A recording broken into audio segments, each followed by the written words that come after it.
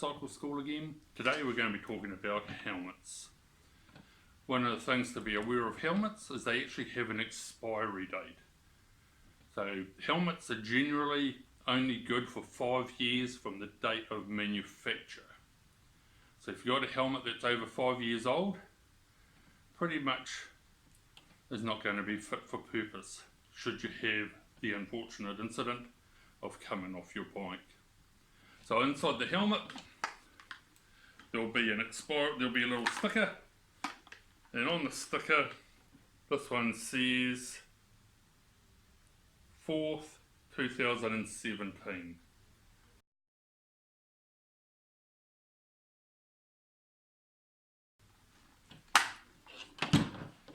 For 2017, add 5 years to that, 17, 18, 19, 20, 21, 22.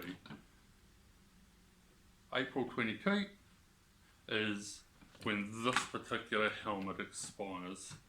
On this one here, the expiry date, put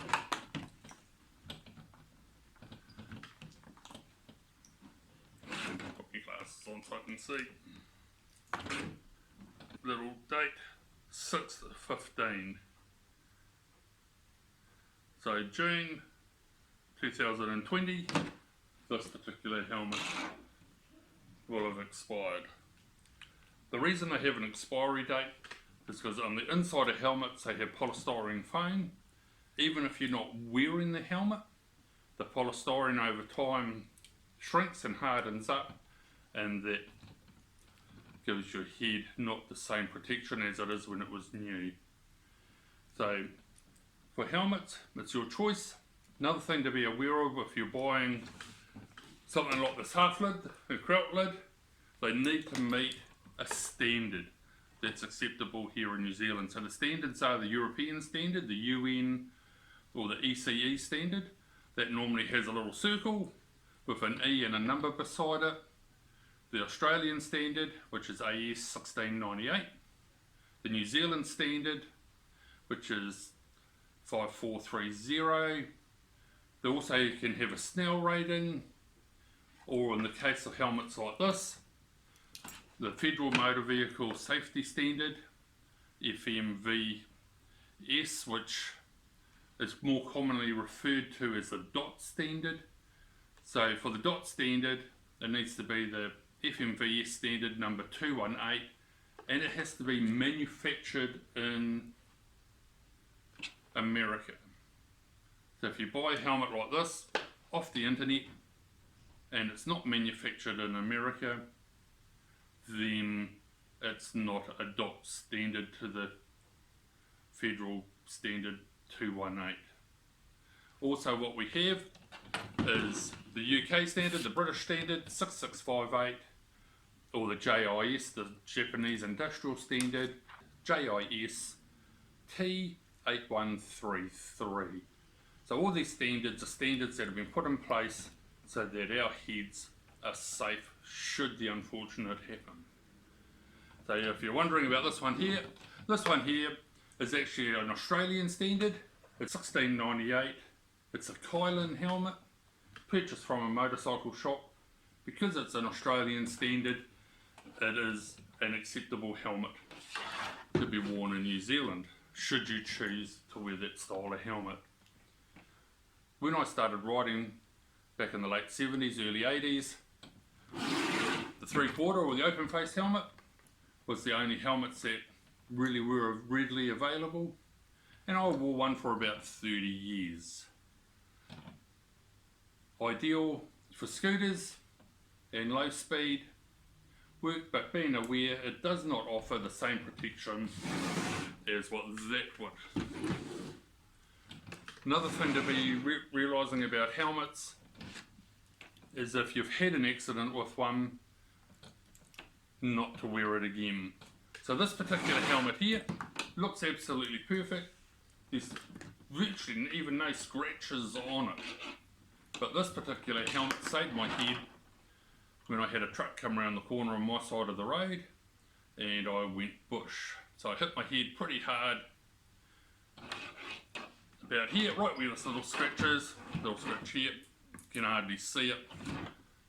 If unscrupulous and put that helmet up for sale, no one would notice that it's been involved in a major accident where my motorcycle was written off and suffered concussion and stuff for a reasonable time.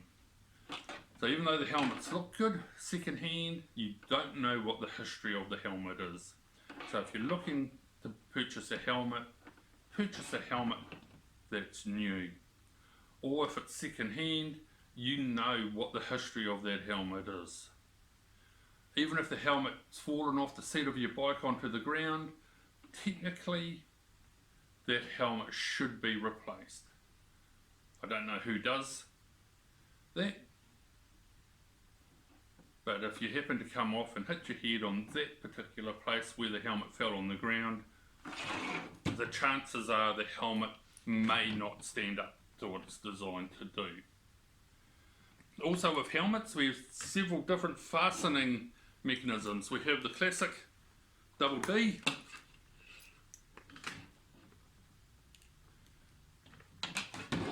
and the more traditional clip-in,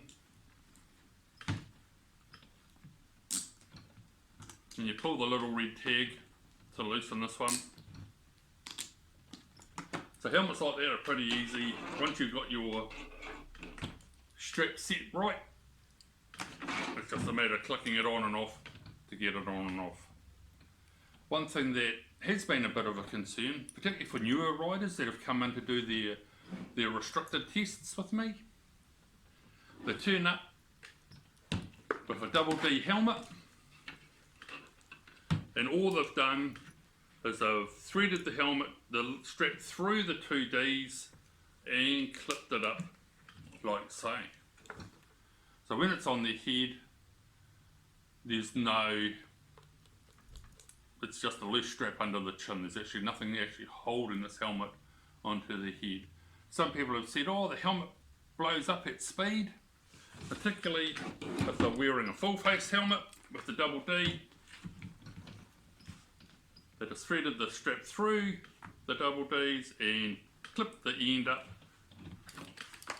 and they say the helmet blows up and when they get up to speed. So for those who don't know, because if you don't know and you haven't been told how to do a helmet up with double Ds, that can be a little bit of a mystery. But for a double D helmet, there'll be two loops. What you do is you thread the strap through both loops, separate the double Ds over the top and through the next loop to do that up.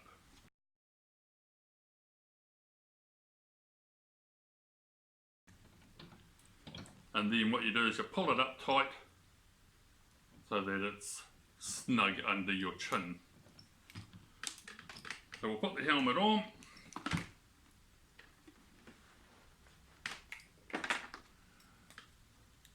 So through the 2Ds, and then get your hair cord, separate the double Ds, thread it back through the inside one. So when you go to pull it up, hold your helmet, give it a good pull. So it should be, one finger should fit snugly, can't see because of my beard, one finger should fit snugly between the strap and your chin.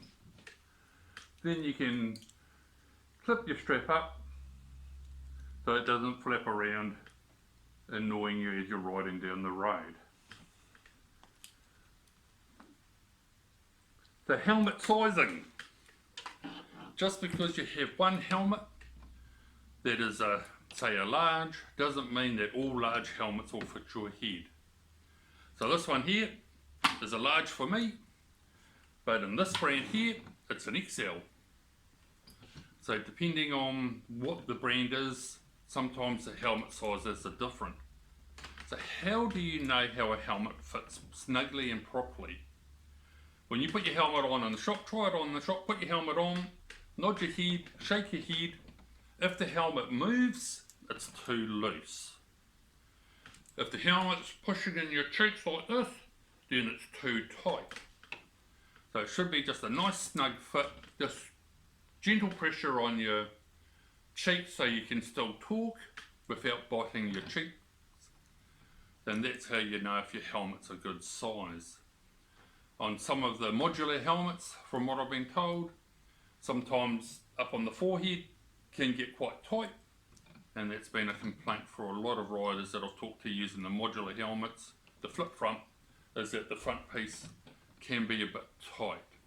So if anything feels tight while you're trying it on, you know that after a while that's going to be absolutely torture for you.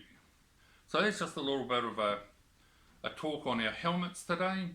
So the things to be aware of is your safety standard for the helmet, particularly if you're purchasing helmets from another source other than reputable bike shops or sellers.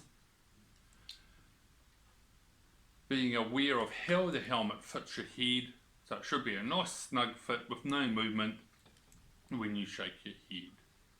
Also remembering, depending on what style of closing or fixture the helmet has, whether it's a push together, clip in loop, pull the little tag, comes undone, or whether it's the double D variety, to know how they fit and how they work.